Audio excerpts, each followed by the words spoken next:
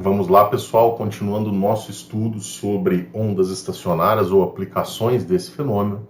Nós começamos agora o estudo dos tubos sonoros, né? Tubos sonoros tão conhecidos e tão famosos, né? Ó o berrante aí, ó. Ó a vuvuzela. Então, o que nós vamos fazer? Antes de mais nada, reforçar para você que o site onde esses slides estão colocados para você estudar, eu vou deixar na descrição do vídeo, é o meu site. Fique à vontade para ir lá, fazer o download deste e de demais conteúdos que você achar pertinente, tá joia? Então, o estudo dos tubos sonoros. O que vai acontecer aqui? Tubos sonoros, nós temos que analisar o seguinte: são instrumentos basicamente de sopro, onde eu terei deslocamento de gás dentro desse instrumento, né? Deslocamento talvez não seria a melhor palavra, mas seria a vibração dos gases, né? As partículas vão deslocar em relação a uma posição de equilíbrio, né? Então, vamos colocar de maneira bem correta isso aí. O que você percebe? Nós temos dois tipos de tubos sonoros: os abertos e os fechados. Aqui nós temos exemplos dos dois. Esses aqui, ó, desta flauta para a esquerda, nós temos exemplos de tubos abertos. E desta flauta aqui, ó, fininha para a direita, tubos fechados. A gente vai estudar cada um separadamente. Mas vamos começar então pelos tubos abertos. Nos tubos abertos, essa flauta que provavelmente você já usou na escola quando era criança, né, teve aula de música e tal, ela é aberta porque ela tem as duas extremidades abertas, tanto aonde você assopra, onde você coloca a boca lá, ó, a embocadura, quanto o outro extremo. Então nós temos essas duas partes abertas, e aí, nestas partes abertas, você vai perceber que as partículas do gás têm grande liberdade de vibração. E onde em ondas estacionárias a gente apresenta ou percebe grande liberdade de vibração? É nos ventres. Então, no tubo aberto, pelo fato de você ter essa liberdade muito tranquila para as partículas vibrarem nas extremidades abertas, sempre haverá nas extremidades abertas a formação de um ventre. Porra, foi bem legal, então isso é importantíssimo.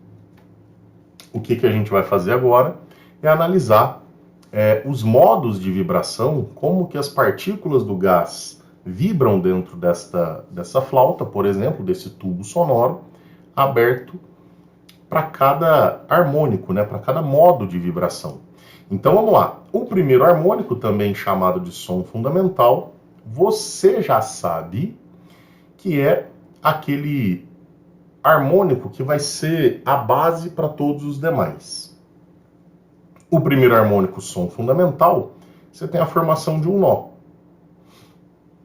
Nesse esquema, eu quero deixar bem claro para você o que está acontecendo com as partículas do gás aqui. Você percebe como se fosse uma sanfona, né?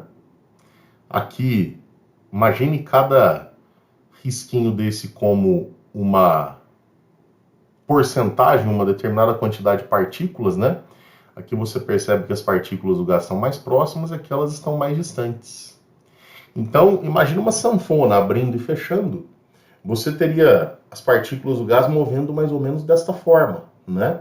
Elas se aproximam e se afastam, se aproximam e se afastam. Então, no momento que elas estão próximas, é uma região de compressão, é onde se formam os nós. E na região onde elas estão mais afastadas, é uma região de rarefação. É uma região onde eu tenho poucas partículas. Então, essa rarefação é onde eu tenho a formação dos ventres. Então, eu tenho compressão e rarefação. Eu tenho alternância entre compressão e rarefação, e assim vai. Veja só como é importante isso aqui. Rafão, se eu fosse representar o que eu estou vendo aqui com o deslocamento das partículas do gás, como se fosse uma onda, do jeito que eu estou acostumado, uma onda estacionária, você teria isso, né, gente? Ó, nas duas extremidades abertas ventres e lá no meio um nó. Então repare, no primeiro harmônico, que é o som fundamental, eu tenho a formação de um nó. E aí o comprimento do tubo, que é L, seria quanto do comprimento de onda? De nó até ventre é 1/4 do lambda. De nó até ventre, outro quarto. Então eu tenho 1/4 mais 1/4. 1/4 mais 1/4 é uma metade. Então o comprimento do tubo aberto seria uma metade do comprimento de onda. Bem bacana. Como ficaria o segundo modo de vibração? Que seria o segundo harmônico. O segundo modo de vibração, conhecido como segundo harmônico, você tem a formação de 2 nós. Pô, Rafael, então olha lá, ó, as regiões de compressão e as rarefações nas extremidades e uma aqui no meio também, ó. Então eu tenho 2 nós. Se eu fosse representar esta configuração em termos de ondas estacionárias, né, como eu estou acostumado, seria mais ou menos assim. E aí, como eu tenho 2 nós, eu pego, para medir o comprimento do tubo, ó, de nó a ventre é 1/4, de nó a ventre outro quarto. Então eu já tenho uma metade. E de nó a nó outra metade. Como o primeiro harmônico eu escrevi em função da metade do comprimento de onda, todos os demais harmônicos também serão em função da metade do comprimento de onda. Então, o comprimento dessa corda seriam 2 metades do lambda.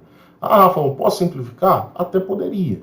Só que para manter o padrão, olha lá, ó, uma metade, eu vou deixar que o L são 2 metades para o segundo harmônico. O terceiro harmônico, que é o terceiro modo de vibração, né? Eu teria a formação de 3 nós. Olha lá. 1, 2, 3. 1, 2, 3. Estes 3 nós, ou nestes 3 nós, eu percebo que de nó a ventre e de nó a ventre, eu tenho metade do lambda, porque aqui é 1/4 e aqui mais 1/4.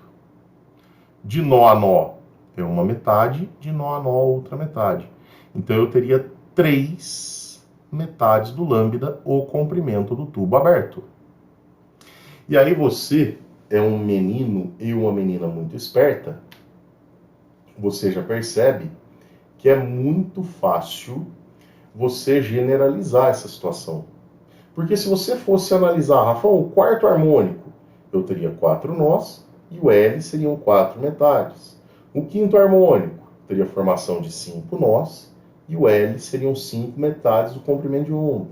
E assim sucessivamente. Dessa forma, a gente pode generalizar, nunca esquecendo que sempre nas extremidades abertas eu terei a formação de um ventre. Então, olha só, o comprimento da corda, do tubo aberto, seria N lambda por 2, no enésimo harmônico, onde eu teria a formação de N nós. Pô, Rafa, então peraí, eu que acabei de assistir a aula de cordas sonoras, estou vindo nessa para tubo, eu percebo que as equações são as mesmas. As relações, inclusive, são as mesmas. Qual que é a diferença que eu tenho que ficar atento? Lá na corda, a gente olhava sempre o número de ventres para determinar o número do harmônico. Então, o N lá nas cordas era o número de ventres. E para não errar, falou em tubo, seja ele aberto ou fechado, a gente vai pensar no N sendo o número de nós que eu tenho nesse tubo. Tá certo? Então, o N é o número de nós. Pô, Rafael, muito fera. Então, eu tenho L igual a N lambda por 2. Se eu quiser o 50º harmônico, eu teria a formação de 50 nós e o comprimento do tubo será 50 lambda por 2. Pô, Rafael, isso é fera. Mais importante que isso é a gente determinar a frequência dos harmônicos, porque é ela que vai mostrar qual vai ser o som que eu vou escutar a cada maneira que eu fizer essas partículas do gás dentro do tubo vibrarem. E aí a gente faz igualzinho a gente fez o estudo das cordas, né? Eu pego L é igual a N lambda por 2, isolo o lambda, né? Isolando o lambda eu teria o 2 multiplicando aqui e o N dividindo, então lambda seria 2L por N. E a frequência, que é o que eu quero determinar, eu vou conseguir pela substituição desta relação do lambda aqui, ó. Então, V seria 2L por N vezes F. Eu passo o N multiplicando e o 2L dividindo. Então, a frequência é NV por 2L. Repare que é idêntico à equação A das cordas sonoras. O que você precisa ter de consciência para diferenciar um do outro? Aqui nos tubos, o N vai ser o número de nós. Esse V é a velocidade de propagação do som no ar, e isso é legal porque eu já não tenho que usar aquela equação de Taylor, que seria para determinar a velocidade da onda nas cordas, né? A velocidade do som no ar é basicamente tabelada, igual a 340 metros por segundo, salvo algumas mudanças de temperatura, né? E o L seria o comprimento do tubo. Então, aqui, basicamente, eu tenho o V como uma constante, e o L, o comprimento do tubo que eu quero, né? E aí eu vou achar o N e a frequência respectiva a esse N. Tá, joia? O N é o número do harmônico, que é dado pelo número de nós, e a frequência é o que eu vou descobrir. Para tubos fechados, existe um pequeno cuidado que você tem que ter. Por quê? O tubo fechado, ele tem a extremidade onde você vai assoprar, onde você vai colocar a boca aberta. E a outra extremidade fechada. Então o tubo fechado tem uma extremidade aberta e uma fechada. Na extremidade aberta, como as partículas têm facilidade, né, e liberdade para vibrarem, eu teria a formação de um ventre. Já na extremidade fechada, as partículas não vibram com liberdade. Então eu teria aqui na extremidade fechada a formação de um nó. Mas o que mais complica o tubo fechado é o fato de que ele não vai ter harmônicos de ordem par. Ele só vai emitir harmônicos ímpares. Então nós teremos apenas primeiro, terceiro, quinto, nono, sétimo, né? Tô pulando a ordem aí, 11º, 13º e assim vai. Tá joia? Não teremos segundo, quarto, sexto, oitavo harmônicos. Vamos ver por quê?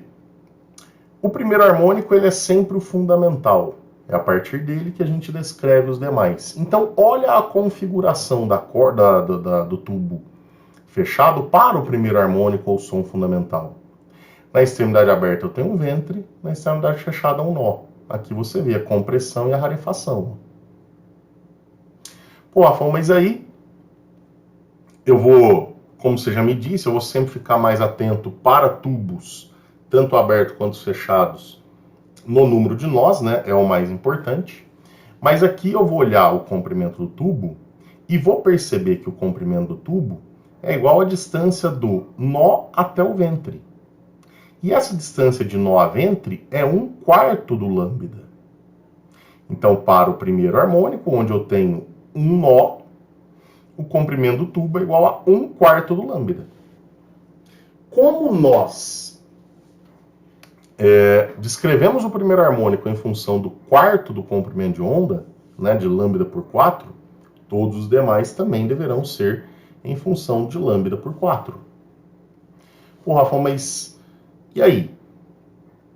Vamos para o terceiro harmônico, que seria o segundo modo de vibração possível. Eu vou ter a formação de 2 nós, olha lá, ó, e 2 ventres também. Então, ó, daqui e aqui é nó, aqui e aqui é ventre. Rafão, de ventre até nó é lambda por 4. De nó até ventre é lambda por 4. E de ventre até nó, outro lambda por 4. Então, ó, você tem daqui a aqui um lambda por 4, daqui até aqui outro, e daqui até aqui outro. Então, o comprimento desse tubo seriam 3 lambda por 4.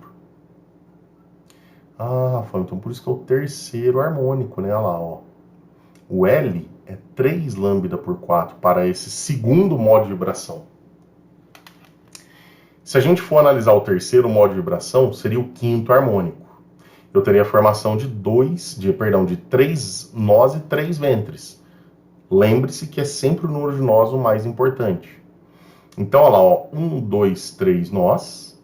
E o comprimento desse tubo em relação ao comprimento de onda seria quanto? Ó, do nó até ventre é 1/4, Do nó até ventre, outro quarto, já temos 2. Do ventre até nó, outro quarto do comprimento de onda, já temos 3. E de nó até ventre, outro quarto, são 4 quartos do comprimento de onda. E de ventre até nó, outro quarto, que inteira os 5 quartos do lambda. Então, o comprimento do tubo é 5 lambda por 4. Aí o aluno se pergunta, Rafão, como que eu vou fazer de maneira genérica esse número de nós virar esses números ímpares? O 3, o 5, que apareceu aí junto com o L, né? É muito simples. Todo número vai virar ímpar se você multiplicá-lo por 2 e tirar ou somar 1. Pô, Rafão, mas eu tenho que ver qual dessas duas relações é condizente com a minha realidade. E aí fica fácil, ó. Vamos pensar no seguinte, ó. Eu tenho 3 nós. Eu vou multiplicar por 2, vai dar 6. Para inteirar o 5, eu tenho que tirar 1 ou somar 1? Eu tenho que tirar 1. Então, se eu pegar o número de nós, multiplicar por 2 e tirar 1, dá o 5. Vamos ver se o anterior também é válido? Eu tenho 2 nós. Vou multiplicar por 2, dá 4. Tiro 1, dá 3. Opa! Aqui eu tenho um nó. Multiplico por 2, dá 2. Tiro 1, dá 1. Então, é isso que eu vou ter que fazer. Para determinar o enésimo harmônico de ordem ímpar, eu vou pegar o número de nós, multiplicar por 2 e tirar 1. Aí o número do harmônico, gente, de ordem ímpar, é o resultado desse parênteses. Sempre que eu quiser saber qual harmônico eu estou trabalhando, eu pego e faço esse parênteses aí, 2n menos 1, onde n é o número de nós. Colocando o número de nós, eu multiplico por 2, tiro 1, acho o número do harmônico de ordem ímpar. E o comprimento deste tubo seria 2n menos 1 vezes lambda por 4. Pô, Rafão, bem tranquilo. Mais importante que isso, a gente sabe que é determinar a frequência de oscilação, né, a frequência de vibração dessas partículas do gás que estão dentro do tubo, para eu poder definir o som que eu vou ouvir. E eu faço isso como? Isolando o lambda nessa equação, passo 4 multiplicando, 2n menos 1 vem dividindo. Olha lá, ó. Lambda é igual a 4L por 2n menos 1. Pego esse monstrinho, substituo aqui no lugar desse lambda. Então ficaria V igual a 4L dividido por 2n menos 1. Passo 2n menos 1 multiplicando e o 4L dividindo. Então essa frequência é 2n menos 1, V por 4L. Pô, Rafão, N é o número do harmônico, o número de nós. O resultado do parêntese é o número do harmônico. V é a velocidade do som no ar. Geralmente aquela constante valendo 340. E L é o comprimento do tubo.